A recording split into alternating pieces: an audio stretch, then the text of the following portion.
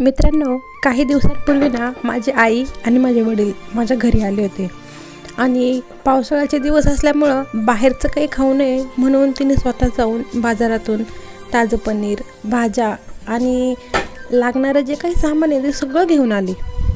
आपण हॉटेलच्या मेन्यू कार्डवर ज्या भाज्या बघतो ना, व्हेज कोफ्ता आणि शाम सवेरा अशा यासारख्या सगळ्या डिशेस पाहून आपण ज्या ऑर्डर देतो त्या अगदी तशाच नाही तर त्याहूनही चविष्ट तिने घरी बनवल्या होत्या. माझी आई इतकी सुगरण आहे ना की तिच्या हाताला जणू जादूच आहे. ती कोणताही पदार्थ बनव तो अप्रतिमच होतो.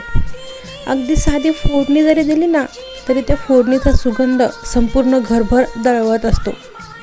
आईच्या हातची जेवणाची चव ही फक्त मसाल्यांमुळे नसते तर तिच्या मायेची, प्रेमाची आणि काळजीची असते.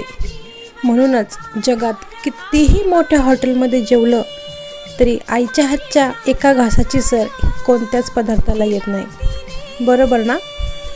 म्हणूनच आपली आई आहे म्हणून आपल्या घराला घरपण असतं. आणि माझ्या आईच्या हाताची चव म्हणजे आमच्यासाठी सगळ्यात मोठी मेजवानी.